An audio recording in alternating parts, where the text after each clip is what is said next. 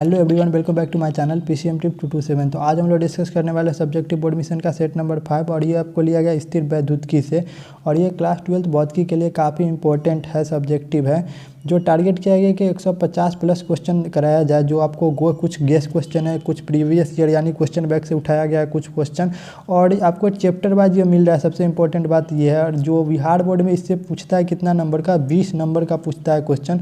जो आपको short question होता है, पर क्वेश्चन होता है कितना नंबर का, 2 नंबर का, जिसमें से आपको 10 बनाना होता है। तो देखिए यहाँ पे ये क्वेश्चन आपको 20 मार्क्स पक्का समझिए, क्योंकि अगर ये टोटली क्वेश्चन आप पढ़ के जाते हैं तो आपको वहाँ पर 20 नंबर पक्का है, श्योर हो जाइए कि आपको 20 नंबर आएगा ही आएगा।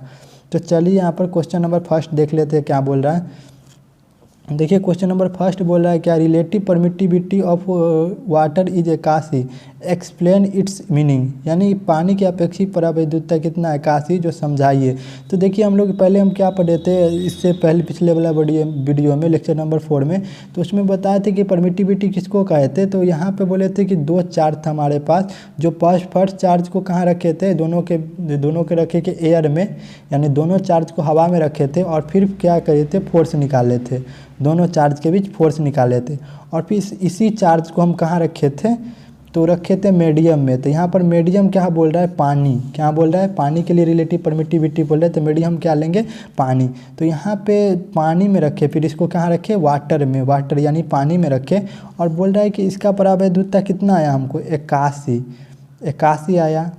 तो यही आपसे पूछ रहा है कि रिलेटिव परमिटिविटी का मीनिंग क्या है। इसका 81 है, पानी का अपेक्षित परावैद्युतता, इसका मीनिंग समझाइए। तो यही मीनिंग है कि ये देखिए, ये हवा के अपेक्षित परावैद्युतता से 81 गुना 1/81 गुना बड़ा होता है, 1/81 गुना होता है हवा के अपेक्षिक परावैद्युतता से। किसका अपेक्षिक परावैद्युतता, तो पानी का। तो यहाँ पर देखिए, यहाँ पे बोल रहा है, क्या बोल रहा है, पढ़ लेते हैं जो आंसर लिखा हुआ है। Relative permittivity of water is 81, माने कि पानी की अपेक्षित परावैद्युतता कितना, 81 है। It's means force between 2 charge in water is 1/81 time then force is air. माने इसका मतलब हुआ कि 2 आवेशों के बीच पानी में लगने वाला बल हवा में लगने वाला बल की अपेक्षा कितना, 1/81 गुना होगा। समझ गए। तो देखिए यही बोल रहा है कि हवा में लगने वाला बल पानी की अपेक्षा 81 गुना होगा। यानी कि आप बोले कि पानी में लगने वाला बल कितने गुना होगा, 1/81 गुना, और जो हवा में लगने वाला बल कितना गुना होगा, तो 81 गुना। तो ये होता है आपका अपेक्षित परावैद्युतता। क्वेश्चन नंबर सेकेंड क्या बोल रहा है, देखिए बोला है 500 microcoulomb charge moved from 1 point two other point. यानी 500 माइक्रोकूलम आवेश को समविभव तल के एक बिंदु से दूसरे बिंदु तक ले जाया जाता है। फिर आगे क्या बोल रहा है, separation between 2 point is 8 metre. यानी कि जो ले जाया गया है, कितना दूर तक ले गया है, वो 8 मीटर ले गया है। और फिर बोल रहा है कि what is work done during the process. माने कि यहाँ से चार्ज को 8 मीटर दूर ले गए, तो उस प्रक्रिया में जो कार्य करना पड़ा उसका मान क्या होगा। तो देखिए इक्विपोटेंशियल सरफेस में जो कार्य होता है वो क्या होता है, जीरो होता है। कैसे, तो वो हम आपको कंसेप्ट समझाते। देखिए हम लोग क्या पढ़े थे, इक्विपोटेंशियल सरफेस, इससे पहले जो वीडियो आया था 1 या 2 में वीडियो में, इसमें पढ़े थे कि इक्विपोटेंशियल सरफेस किसको कहते हैं। तो कहते थे क्या, जिसका सभी पॉइंट पर, जैसे ये पॉइंट हो गया, ये पॉइंट हो गया, ये पॉइंट हो, कहीं पे सभी पॉइंट पर जिसका वोल्टेज यानी विभवांतर सेम हो। जैसे यहाँ पर 2 वोल्ट है, तो यहाँ इस पॉइंट पर भी 2 वोल्ट का ही होगा, इस पॉइंट पर भी 2 वोल्ट होगा, इस पॉइंट पर भी 2 वोल्ट होगा। तो ये हम लोग कंसेप्ट समझे थे कहाँ, पिछले वीडियो में। किसके लिए, तो इक्विपोटेंशियल सरफेस के लिए। यानी कि इक्विपोटेंशियल सरफेस किसको कहते हैं वो आप समझ गए, तो बोले हाँ। तो देखिए यहाँ पे इक्विपोटेंशियल सरफेस समझ गए। इसके बाद बोल रहा है कि हमको क्या निकालना है, वर्क निकालना है। तो देखिए वर्क, यहाँ पे वर्क बराबर क्या होता है, पहले हम लोग जान लेते हैं। इक्विपोटेंशियल सरफेस का फॉर्मूला होता है डेल्टा भी, यानी वही विभवांतर इजकल टू कार्य यानी वर्क डन बाय चार्ज। क्या होता है, वर्क डन बाय चार्ज।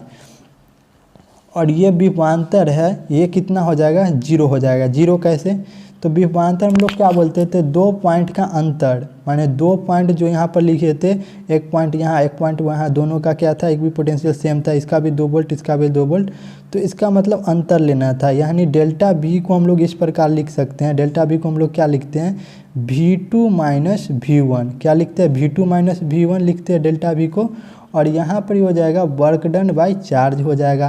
तो देखिए V2 यानी V2 मतलब होगा पहला पॉइंट का पोटेंशियल, अब V1 माने हो गया दूसरा पॉइंट का पोटेंशियल, दोनों का पोटेंशियल क्या था, सेम था, यानी दोनों का मान ले 2, तो इसका भी क्या होगा 2 माइनस 2 हो गया, तो ये कितना हो जाएगा 0, यहाँ पर लिखेंगे फिर वर्क डन बाई चार्ज, तो ये क्या हो जाएगा 0 बराबर वर्क डन बाई चार्ज।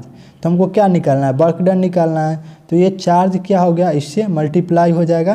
तो 0 से जब कोई वैल्यू मल्टीप्लाई होता है तो वो क्या होता है 0, तो यहाँ पे क्या हो जाएगा वर्क बराबर क्या हो जाएगा 0 गुने Q, यही ना हो जाएगा। तो यहाँ पर क्या हो जाएगा, जब Q हो 0 से मल्टीप्लाई होगा तो क्या हो जाएगा 0, और यहाँ पे हो जाएगा W, तो W बराबर क्या आ गया आपका 0। तो ये आप समझ गए कि 0 कैसे, तो यहाँ पे ये समझ गए, तो यहाँ पे आंसर लिखा हुआ है 0, देखिए यहाँ पर क्या है आंसर 0 लिखा हुआ है। तो आप समझ गए, तो प्लीज़ इस वीडियो को लाइक कीजिए और हमें फॉलो कीजिए। तो यहाँ पर देखिए सेकेंड क्वेश्चन आपको क्या बोल रहा है, right the physical quantity which SI unit joule पर कूलम इट्स स्केलर और वेक्टर, यानी आपको बोल रहा है उस भौतिक राशि का नाम बताए जिसका मात्र क्या है जूल पर कूलम होता है, क्या यह सदिश राशि या अदिश राशि। तो अभी हम लोग पढ़े थे ना विभवांतर जो पढ़े थे डेल्टा V को हम लोग क्या लिखते हैं V1 माइनस V2, समझ गए। तो या डेल्टा V हम डायरेक्ट लिख देते हैं इसको, डेल्टा V इक्वल टू क्या होता था work done by charge, work done by charge. अब वर्क जो SI यूनिट क्या होता है जूल, क्या होता है जूल, और ये चार्ज का क्या होता है कूलम। तो ये किसका यूनिट हो गया विभवांतर का, किसका विभवांतर का यूनिट क्या होता है जूल पर कूलम, किसका होता है जूल पर कूलम। तो आपको पता चल गया कि वोल्टेज डिफरेंस होता है उसी का यूनिट होता है क्या विभवांतर, जो हिंदी में बोलते हैं उसका होता है जूल पर कूलम। और ये क्या होता है, तो ये एक अदिश राशि होता है, अदिश राशि होता है यानी स्केलर क्वांटिटी होता है। तो आप समझ गए, देखिए आंसर में लिख कर ले, तो देखिए ये किसका है, तो ये इलेक्ट्रिक पोटेंशियल यानी विद्युत विभव का है, और ये क्या होता है अदिश राशि होता है। क्वेश्चन नंबर 4 देख ले क्या बोला, what is the shape of equipotential surface due to following, यानी निम्नलिखित के कारण समविभव पृष्ठों की आकृति क्या होगी। तो देखिए आप फर्स्ट बोला है ड्यू टू पॉइंट चार्ज, यानी पॉइंट चार्ज के कारण समविभव तल का जो शेप क्या बनेगा, और एक समान विद्युतीय क्षेत्र के कारण क्या बनेगा। तो देखिए पॉइंट चार्ज के जो कारण जो बनेगा क्या समविभव तल, तो वो स्फेरिकल बनता है। स्फेरिकल मतलब होता है कि एक गोला के टाइप का बनता है, गोला टाइप, यानी आपको गेंद हो गया उसका सेंटर में चार्ज रख दीजिए और उसके ऊपर से ये बना दीजिए तो परत बाई परत, तो वो हो जाता है आपका सरफेस, क्या बोलता है स्फेरिकल। तो यहाँ पर स्फेरिकल टाइप का बनता है किसके कारण, तो पॉइंट चार्ज के कारण। और जो आपका सेकेंड आपको बोल रहा है एक समान विद्युतीय क्षेत्र, तो देखिए एक समान विद्युतीय क्षेत्र के कारण क्या बनता है, ये प्लेन बनता है, प्लेन, यानी कि ये आपका हो गया प्लेन। तो ये प्लेन शेप का बनता है किसके कारण, एक समान विद्युतीय क्षेत्र के कारण, और चार्ज के कारण क्या बनता है स्फेरिकल बनता है। तो देखिए आंसर में यही बोल रहा है आपका due two point charge shape is equipotential surface is spherical बनता है। और देखिए यहाँ पर बोला है कि बिंदु आवेश के कारण समविभव तल का आकार सकेंद्रीय गोला होता है। सकेंद्रीय गोला मतलब क्या होता है कि सभी का जो केंद्र है एक ही बिंदु पर होगा, जितना भी गोला बनेगा सभी का जो बिंदु है एक ही बिंदु पर होगा, उसी को बोलते हैं सकेंद्रीय गोला बनेगा। और सेकेंड आपको देखिए बी में क्या बोला है, देखिए बी में आपको बोल रहा है क्या कि due to uniform electric field shape of equipotential surface is planar and perpendicular to electric field, यानी एक समान विद्युतीय क्षेत्र के कारण जो समविभव तल बनेगा वो उसका आकार क्या होगा, समतल होगा, हिंदी में समतल बोलते हैं, और जो विद्युतीय क्षेत्र के लंबवत होता है, यानी जो विद्युतीय क्षेत्र के क्या होता है, परपेंडिकुलर होता है। यहाँ पर जैसे ये मान ली इलेक्ट्रिक फील्ड है तो ये परपेंडिकुलर हो जाएगा किसके, विद्युतीय क्षेत्र के। ये विद्युतीय क्षेत्र हो गया, इलेक्ट्रिक फील्ड इधर हो गया। तो देखिए इलेक्ट्रिक फील्ड इधर है और जो इसका शेप बना है ये ऊपर की ओर बना है, तो इसको हम लोग क्या बोलते हैं, परपेंडिकुलर। यानी परपेंडिकुलर होगा किसके, शेप जो होगा किसके परपेंडिकुलर होगा, इलेक्ट्रिक फील्ड के। तो ये आप हम लोग जान लिए क्या कि अगर यूनिफॉर्म इलेक्ट्रिक फील्ड होगा तो उस पर जो बनेगा क्या, इक्विपोटेंशियल सरफेस, वो प्लेनर होगा, जो किसके परपेंडिकुलर होगा, इलेक्ट्रिक फील्ड के परपेंडिकुलर होगा, यानी लंबवत होगा। नंबर 5 पढ़ लेते हैं, क्या बोल रहा है कि does the अनचार्ज pith ball attract by charge rod explain. यानी कि क्या अनावेशित पीथ बॉल आवेशित छड़ को आकर्षित होता है, समझाए। तो इसका आंसर होगा जी हाँ, आकर्षित होता है। और कैसे होता है तो हम समझा देते हैं। इसके पीछे जो कंसेप्ट लगता है वो प्रेरण का लगता है, यानी कि इंडक्शन पर। तो यहाँ पे जो प्रेरण के कारण कैसे होता है, देखिए यहाँ पर हम लोग एक पीथ बॉल ले लिए जिसके हम दीवार के सहारे, रस्सी के सहारे ऊपर टांग दिए। एक छड़ ले लिए जो क्या है, चार्ज है। यहाँ पे बोला है, देखिए यहाँ पे बोला अनचार्ज क्या है, पीथ बॉल, और उसके सामने हम क्या रखे, चार्ज रॉड रखे। क्या रखे, चार्ज रॉड रखे। अनचार्ज का मतलब जिस पे चार्ज नहीं होता है उसका अनचार्ज।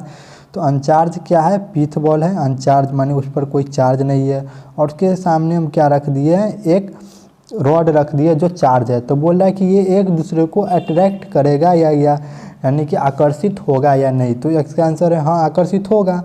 तो कैसे होगा, तो देखिए जब ये चार्ज मान लीजिए इस पर पॉजिटिव चार्ज है, मान लिए पॉजिटिव लीजिए या नेगेटिव, तो इस पर मान लेते पॉजिटिव चार्ज है। और ये पीथ बॉल क्या होता है, तो पीथ बॉल में अभी अंदर दोनों चार्ज होगा। ये अनचार्ज है, मतलब अनचार्ज है, न्यूट्रल है। तो क्या होगा कि जैसे ही इसके पास लाएंगे हम चार्ज बॉडी को, तो देखिए कोई भी जो एटम होता है उसके पास दो चार्ज होता है, एक प्लस चार्ज एक माइनस चार्ज रहता है। जैसे कि इलेक्ट्रॉन की बात कर ले तो उसके अंदर क्या होता है, परमाणु की बात कर ले तो उसके अंदर क्या होता है, प्रोटॉन होता है, न्यूट्रॉन होता है।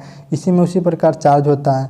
तो चार्ज होता है अंदर में, बाहर की तरफ भी नहीं है। तो जब इसको हम आवेशित छड़ को यहाँ पे लाते हैं तो पीथ बॉल का जो नेगेटिव चार्ज है वो इसके अट्रैक्ट के कारण, आकर्षण के कारण यहाँ पे जमा हो जाता है, और जो प्लस चार्ज होता है वो इधर चला जाता है। इधर प्लस चार्ज आ गया, इधर नेगेटिव चार्ज आ गया, जिसके कारण ये क्या होता है, ये किसके कारण होता है, प्रेरण के कारण होता है। यानी अपने आप डेवलप हो जाता है ना, मतलब कि उस टाइम चार्ज नहीं था लेकिन इसको प्लस चार्ज को देखकर ये डेवलप हो गया। क्या यहाँ पर क्या, माइनस चार्ज। यानी कि ये किसके कारण होता है, प्रेरण के कारण होता है। आप नेक्स्ट चैप्टर में जाइए तो वहाँ पर आपको प्रेरण बहुत ही बारीकी तरह से पढ़ना है। मतलब इसके समीप आने से यहाँ पर क्या डेवलप हो गया, नेगेटिव चार्ज। अब नेगेटिव क्या करेगा, पॉजिटिव को अट्रैक्ट करेगा। तो यही होता है इसका कंसेप्ट। तो देखिए इसका मतलब क्वेश्चन में क्या बोलते हैं, आंसर क्या बोलते हैं यहाँ पे। तो देखिए आंसर में आपको लिखा गया है यस अट्रैक्ट मैनी भी पॉसिबल, यानी कि आकर्षण पॉसिबल है, यानी कि हाँ आकर्षण संभव है। रीजन, तो रीजन में बोल रहा है कारण में कि जब आवेशित रॉड को पीथ बॉल के नज़दीक रखा जाता है, यानी कि आवेशित यहाँ पर जो रॉड था इसको पीथ बॉल है, इसको नज़दीक रखा गया, तो प्रेरण के कारण बॉल के सतह पे के विपरीत आवेश जमा हो जाता है। विपरीत आवेश मतलब कि यहाँ पर अगर प्लस है तो इसके जो यहाँ पे डेवलप कौन सा चार्ज हो जाता है, प्रेरण के कारण, माइनस के कारण, और फिर क्या होता है, आकर्षण होता है, और पीथ बॉल आकर्षित हो जाता है। यही आपको बात बोल रहा है, इंग्लिश में पढ़ ले। When charge rod keeped near the pith ball then due to induction opposite charge induced on the surface pith ball due to induction and ball attract by rod. यही बोल रहा है आपका इंग्लिश में भी। तो चलिए अगर ये आपको अच्छा से समझ में आ गया तो प्लीज़ इस चैनल को सब्सक्राइब कीजिए, लाइक कीजिए, शेयर कीजिए, और कैसा वीडियो लगा उसको कमेंट ज़रूर कीजिए। तो thanks for watching this video.